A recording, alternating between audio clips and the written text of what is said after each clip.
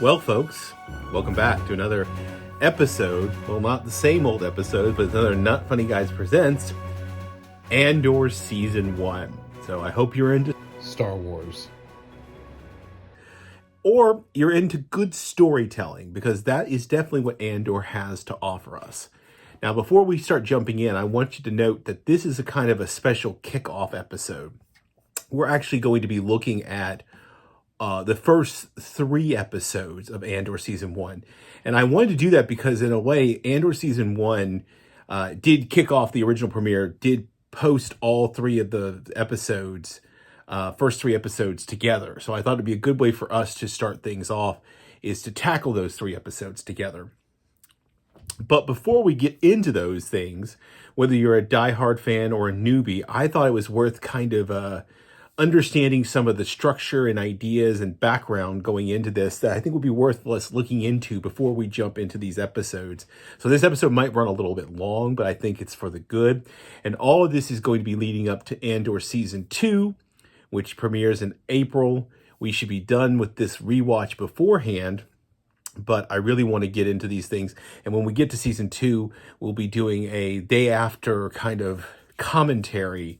We'll try something a little different with my Not Funny Guy co-host, Eric. So in Season 1, it's worth noting that there is kind of a 3-episode arc structure. So we'll be looking at the first 3 today, and then starting next week, starting Monday, Wednesday, Friday, we'll look at the next 3 episodes. So 4, 5, 6, then finally 7, 8, 9, 10, 11, 12. And we'll look at them, and it'll be nice that we do them all in the same week, because it'll give us a way to sort of get into the structure of how this arc works. And what we're doing here is we're kind of going on a journey to find out how our friend Cassian Andor, who we met in Rogue One, how did he get to where he was? Because I think it's interesting to note that people don't just wake up one day off and turn into a rebel, even though Han Solo did that. But he had a rebellious streak, so you never know. So how did he go from basically we find out it's kind of a street smart hustler, scoundrel, semi-criminal, a ruffian. How did this guy turn into basically an intelligence officer for the rebellion? Okay. So before we do that, I want to cover these, and I want, as I said, the 3 arc episode. And like I said, because they're released at the same time. But before we get into that, let's talk a little bit about, familiarize ourselves with the Star Wars galaxy, if you are not. First of all, when? This is set in the year 5 BBY. Now, for context, if you're not familiar with the dating system, this is a little bit, there's BBY and ABY, and this is a little bit kind of like, shall we say, our BCAD system, or BCE or BC, if you're using the more scholarly terminology. But so if you're not familiar with this, BBY stands for Battle of Yavin. If you don't know what the Battle of Yavin is, that is the culminating event at the end of Star Wars: A New Hope, Episode 4, where Luke Skywalker blew up the first Death Star. That is the Battle of Yavin, all right? So typically it's BBY or ABY, so it's the events before and after these events. And so we're in 5 BBY, so we are 5 years before. Rogue One takes place just prior to the events of the destruction of the Death Star. So we are now also 15 years roughly since Order 66, which would have seen at the end of Star Wars Revenge of the Sith Episode 3, that brought about the end of the Republic and the birth of the Empire. So we've been under the reign of the Empire now for about 15 years. And so the Empire also at this time, it's worth noting, the Senate's still there, and they won't be dissolved until A New Hope.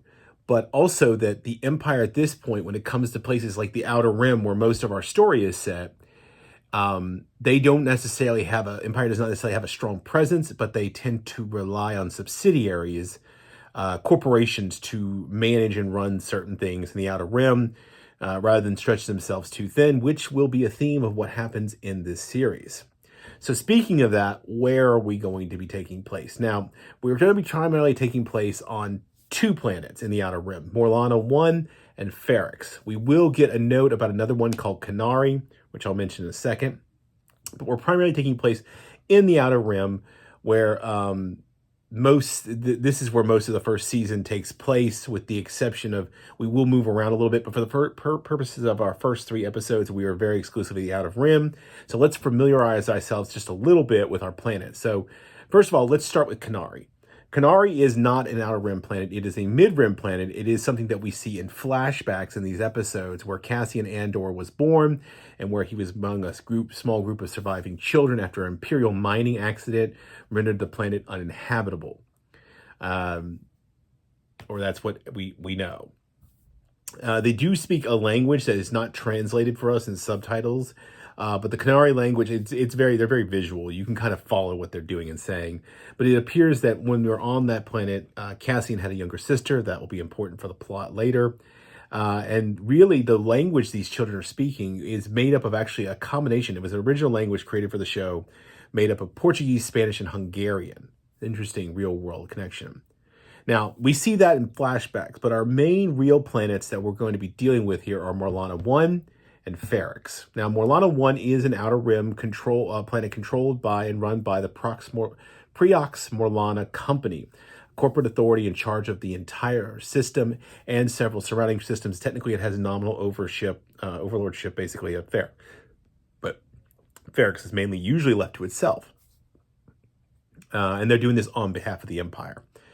Now, Ferrix is the planet that Cassian grows up on. It's where we come back to constantly. It's where his adopted mother and father brought him when they rescued him off Kenari. That's Marva and her husband Clem. We only see Clem in flashbacks because if you haven't figured out, he was actually executed. And we learn about this in episode 3, actually, when talk about Rick's Road is where they hang traitors or nonconformists or whatever like that. We'll actually find out later what that has to do with this later in the story. And of course, Ferrix itself is conveniently apparently located at the intersection of several key hyperspace lanes. It's a big time salvage planet where people come they do a lot of salvaging on the planet itself. People come here to buy things, secondhand parts, inventory, basically the secondhand inventory market, eBay market of the universe in a lot of ways. Vibrant, tight-knit community of scavengers, entrepreneurs, technicians. They basically find, they strip, they repair, they sell parts and pieces. They keep the local economy thriving and actually support the larger galaxy as well. So they do a lot of exporting. So a lot of junk gets dropped here. They take it apart, they re-clean things, salvage things, and then resell them. So it's a resale market. It's a consignment store for the universe's galaxy parts. Now, who are our characters? Now, of course, we have Cassian Andor. He's basically a thief and a scavenger in many ways. Basically, we will learn more about him, of course, because he is our main protagonist. But let's talk about some of our side characters, particularly the ones we're going to see in these first 3 episodes. We'll get to some more later because we do meet other characters, including some familiar faces like Mon Mothma. But for now, we're meeting Bix Colleen, who is a mechanic and black market dealer who is a friend of Andor's. There's always this kind of element that they may have like one of those friendships where there's kind of like, would they, might they kind of, but they never seem to have, I don't think, actually ever become more than just friends. That's not the problem, though. The problem is actually Tim Carlo, Bix Colleen's coworker and boyfriend, who is incredibly jealous of Cassian, and as we'll see, actually ends up ratting him out later. I think in episode 2. We have Brasso, big guy, I love Brasso. Andor's co-worker and friend. We have B2, who is a ground mech and a salvage assistant unit that has served the Andor family for years and is constantly obsessed about running out of power and getting back to his charging station. We have Marva Andor, Cassian's adopted mother, who took him from Kenari with Clem. You may or may not recognize her, but this is Aunt Petunia from the Harry Potter series. Great actress. I love her. We have Cyril Karn, who we will also meet. He is a deputy inspector at Preox Morlana Authority, a corporate, like I said, the corporate conglomerate in charge of the trade sector. Cyril works for Primor's security services and is determined to capture Andor. In fact, he gets kind of obsessed with it before he gets obsessed with something else later. And of course, the events of this arc will see his career kind of torpedoed. We have Chief Hine, Cyril's direct superior. We have Sergeant Linus Mosk, who we call him Sergeant Blueberry, I think was because they call the Prelox Morlana security forces blues. There's a gentleman over, Alan, over on Generation Tech, who I'm a big fan. I'll link to their show. I love their stuff. He actually, I think he calls him Sergeant Blueberry. I love that nickname. It's stuck for me. And then, of course, we will ultimately meet Luthen Rael, who we'll learn more about as we go along. But he's basically Bix Colleen's dealer contact, who is actually part of the growing Rebel Alliance. And he will hire Cassian at the end of this arc to go on as to become a mission operative. And while he also basically plays an eccentric antiques dealer on Coruscant, but that will come later. So let's talk now about the episodes.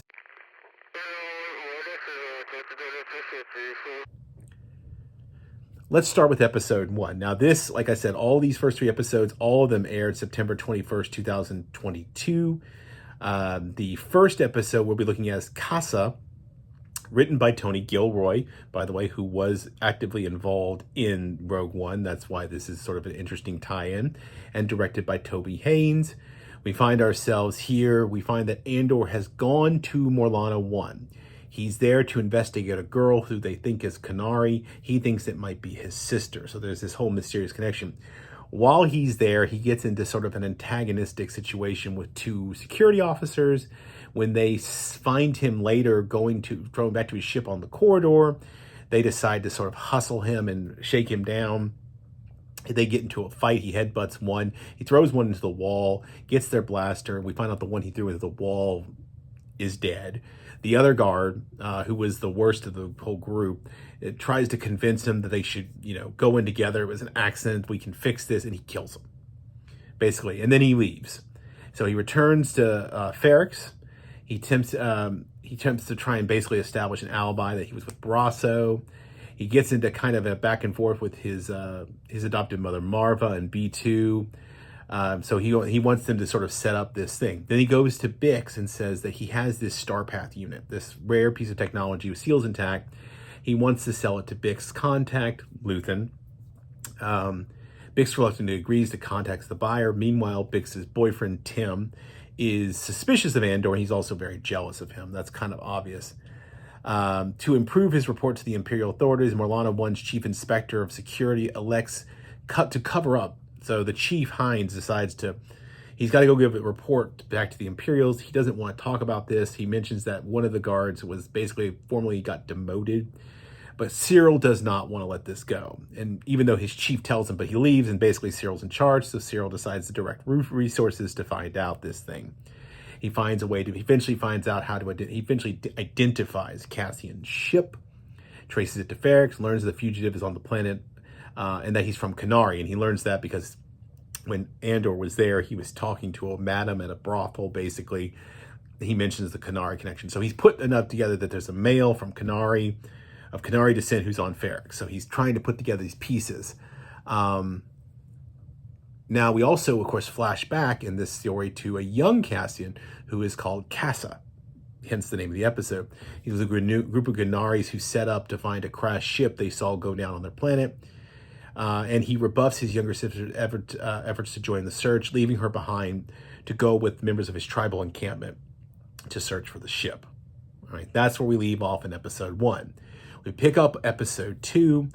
That would be me. Now, this one's also written by Tony Gilroy, also directed by Toby Haynes. We have a very suspicious, growing more and more jealous Tim.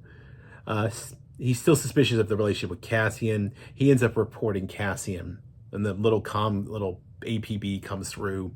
Bix is immediately worried for Cassian. Tim finds it and decides to rat him out to Pre-Mor security because there's a warrant.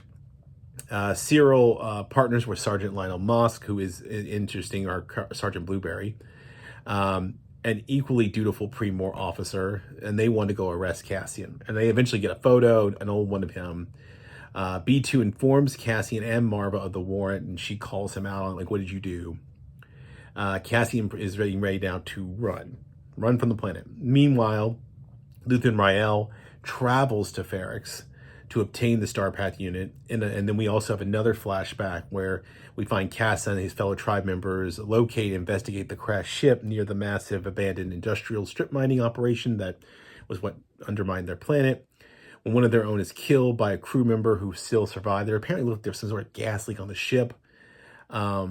The tribe kills the attacker and then quickly leaves the crashed ship, but Casa has a curious nature. And so he goes on board. And that's where we leave that one. But then we immediately pick up with episode 3, The Reckoning. And I think this is one good reason why all 3 of these episodes work together, is they really do all kind of very much flow equally to each other. And it's good to set all this up because this, in a lot of ways, establishes some critical foundational materials, because I think you really need all 3 of these episodes to really hook people into the show, because it is very different. And not one of these would necessarily hook you, but together they do. So it makes sense why they were all released together. So Luthen has arrived on Ferrix. He meets Cassian in an abandoned factory. Cyril and Sergeant Blueberry show up with a dozen security officers. They confront Marva, who refuses to cooperate. They intercept a transmission from Cassian to B2. Cyril pinpoints Cassian's location. He's not very good with comms. Cassian wants to sell the Starpath unit and use the money to leave Ferrix. However, Luthen tries to persuade him to join him. He's come there, like he's heard about him. He cited Cassian's repeated success stealing and sabotaging Imperial ships. And Cassian gives us this wonderful discussion about how did you do it? He says, I just walked in there. They're so smug and arrogant. I love that. Great speech. So many great speeches, by the way, not only by Cassian, but really by Luthen, who gives some of the best ones we'll focus on later. The 2 men escape the hangar. Basically, all hell's breaking loose. The people of the city start banging and clanging things in order to get the warning.